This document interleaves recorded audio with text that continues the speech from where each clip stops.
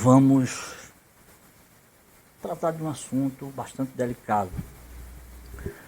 Eu vou chamar de o mundo absoluto e o mundo da nossa existência, que é o mundo relativo, o universo relativo. Talvez isso possa, digamos assim, ajudar algumas pessoas. Inclusive, eu refleti muito, nesses dias, tenho refletido bastante, sobre o papel da mente, o papel da consciência. Geralmente, tanto nas tradições ocidentais, mas principalmente nas tradições orientais, ou pelo menos o que interpretamos dela, a mente termina sendo algo pernicioso, nocivo, que nós precisamos se liberar dela. Então, para tal reflexão, eu quero colocar o seguinte: nós vivemos num plano da relatividade, onde tudo é impermanente. E há o plano absoluto, se é que eu posso chamar de plano, onde nada, na verdade, tudo é permanente. Tudo é. Esse universo da inexistência, dificilmente nós acessamos, mas não quer dizer que ela não faz parte da gente. Mas o acesso puro é praticamente impossível. Então, dentro dessa questão do universo relativo, eu quero colocar a questão da mente. Seu funcionamento, para onde vai nesse contexto a ciência, a religião, a filosofia e por aí afora, até a mística. Então veja só, a mente é o nosso programa da espécie humana, que nos dá forma e nos faz sobreviver dentro da condição humana. Quero explicar um pouco isso porque a mente não é algo que está separado da consciência, mas é a restrição da consciência, que ele é o pano de fundo, é o pano vazio, é o absoluto, é uma restrição do absoluto para nos dar a forma. E quando nos dá a forma, nos tornamos seres também limitados por essa forma. Então, veja só, o mundo relativo é o mundo mental. Eu até pouco tempo estava, eu não vou dizer convicto, mas a ideia de que a mente ela produz distorções, ela produz enganos. Enfim, a mente parece ser a culpa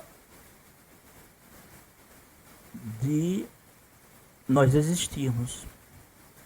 E absolutamente isso não é verdade. Agora, a mente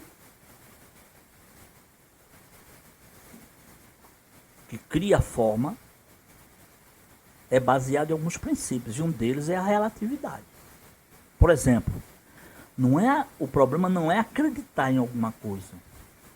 A crença faz parte do mundo da relatividade. A ciência acontece no nosso mundo da relatividade. A religião também. Ou melhor, a humanidade vive no mundo da relatividade. E nisso não há nenhum problema. Mas quando é que o problema passa a existir? Como eu disse, o problema não está na crença em si. O problema está quando transformamos a nossa crença pessoal ou de uma comunidade como algo, veja, absoluto. Quer dizer, absoluto é outra coisa. Isto é, nós tiramos o relativo do lugar e queremos dar uma conotação de absoluto. Então, significa que o outro tem que ceder aos nossos dogmas, às nossas imposições, ao nosso totalitarismo. Porque veja só, quando estamos fora do devido lugar,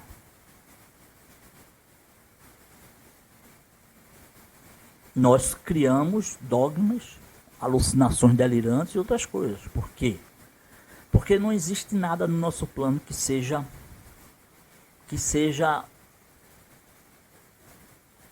permanente.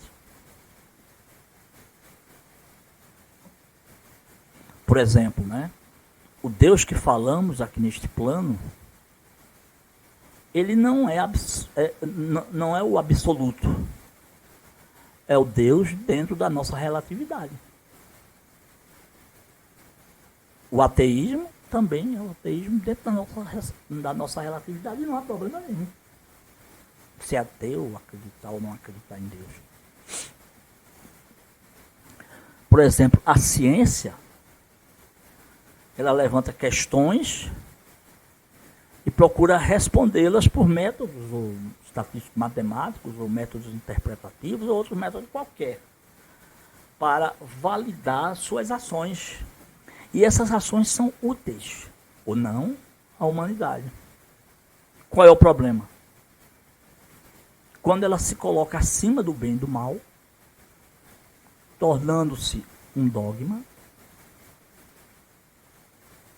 e tornando-se uma verdade absoluta.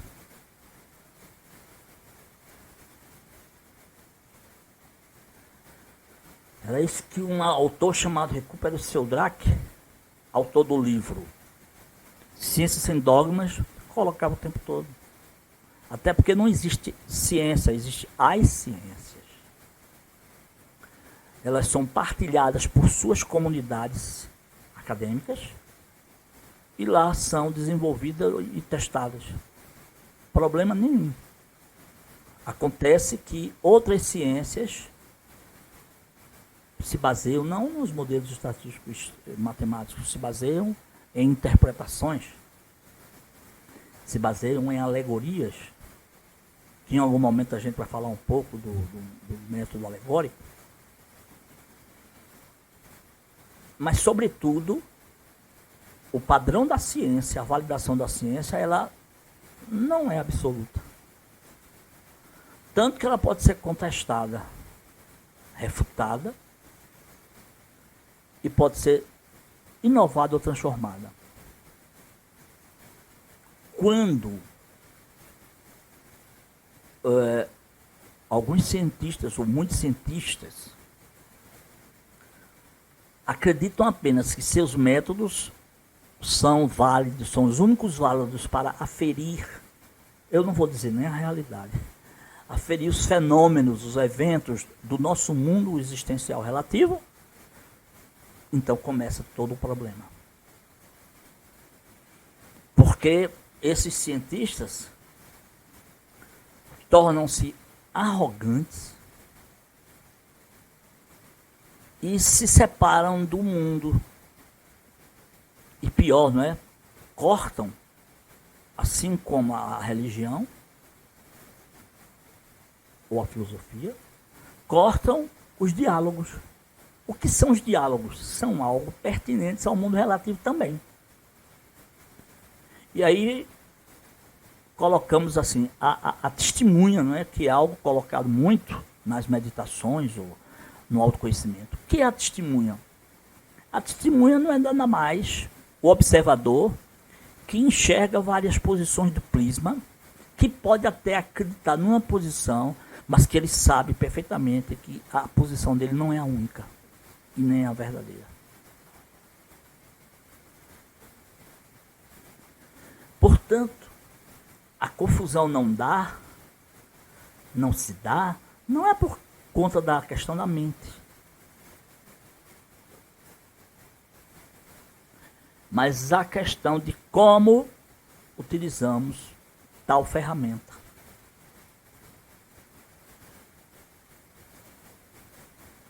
Com o observador, somos capazes de ver nossas opiniões ou nossas crenças e validações, e não tem problema nenhum, mas somos capazes também de discutir com o outro o contradito,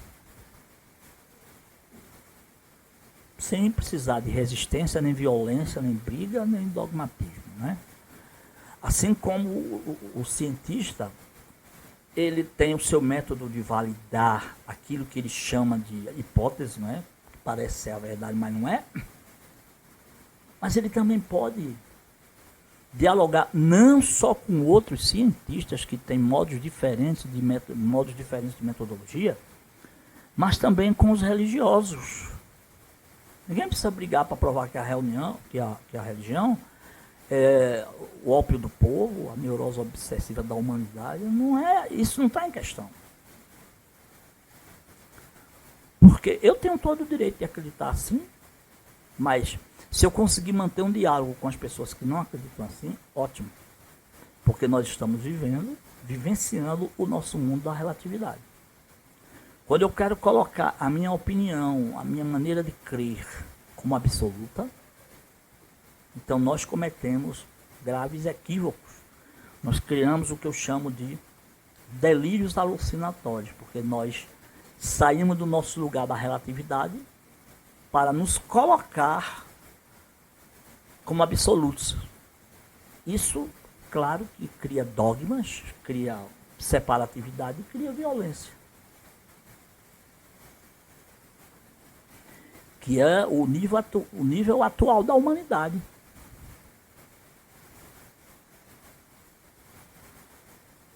Não estamos verdadeiramente interessados em diálogos. Estamos interessados apenas em nossos umbigos.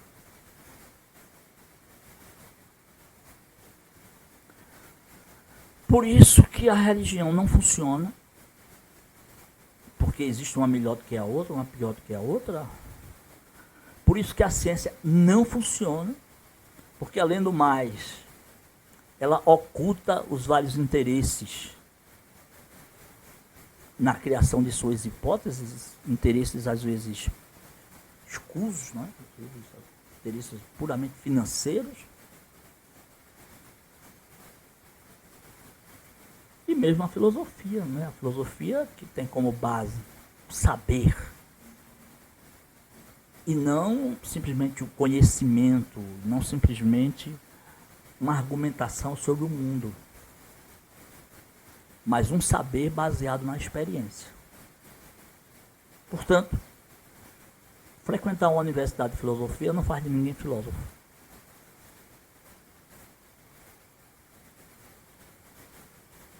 Nós estamos numa encruzilhada não porque o ser humano é assim mesmo, mas porque o ser humano está assim já faz muito tempo e não manifesta interesse em enxergar seus enganos. Que seus enganos não são suas crenças, mas porque as suas crenças, elas são colocadas em outro lugar, que é o lugar do absoluto. Claro que é uma maneira de você intuir que existe um absoluto, mas absolutamente não é aquilo que você está defendendo. Isso faz parte de outro nível, outra coisa. Então, a meditação,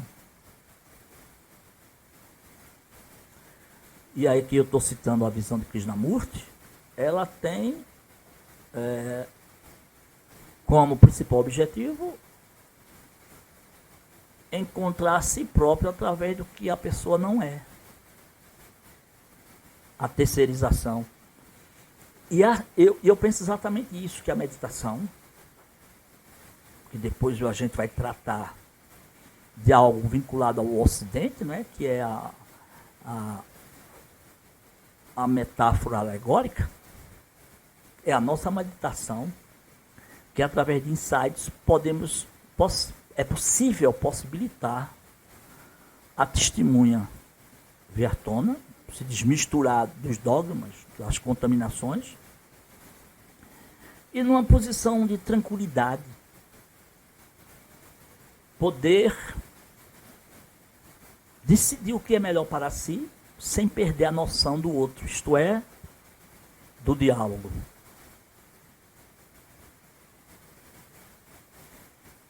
Então, essa é a coisa principal.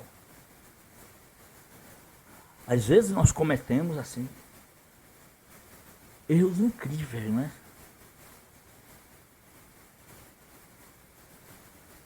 Não porque a culpa é da nossa restrição, porque se não fosse a restrição da consciência, nós não estaríamos aqui. Mas o nosso mundo existencial tem suas próprias leis, as suas regras. E nós queremos transformar essas regras em outra coisa.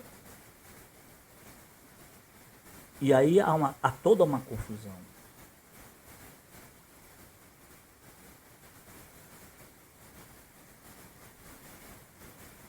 Como eu posso dizer que Deus é o absoluto, eu vivendo num mundo relativo?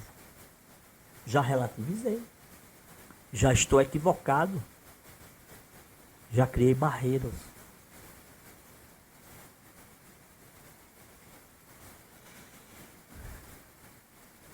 Do mesmo jeito que nós procuramos, não é, respostas como pós-morte, que, muito provável, a morte está neste plano, mas o pós-morte é outra coisa. Que não sabemos. E eu sempre eu tenho colocado, que o princípio para nós, dentro do nível mental, quer dizer, dentro do nível relativo, melhor dizendo, é a dúvida, é o ceticismo, principalmente a dúvida que vem de terceiros, que vem dos livros sagrados, que vem das pesquisas. Porque nós confiamos cegamente naquilo que não sabemos e vendemos o peixe como se ele fosse real. Por isso que eu digo, questionar sempre, duvidar sempre. Porque na dúvida é possível a testemunha vir à tona. Também é possível, não é, que algumas alegorias metafóricas que não tem nada a ver com a interpretação, né? Conheço alguns autores que interpretaram os mitos ao seu modo, mas não é disso que eu estou falando, né? Eu não estou falando da interpretação literal. Eu estou falando da metáfora como insight. Do sonho como insight.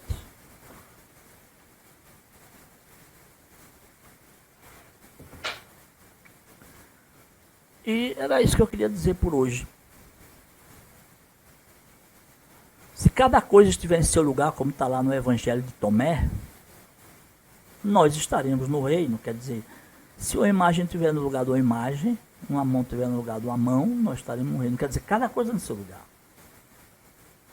Nós, como humanos, trazemos um programa. Somos programados pela natureza.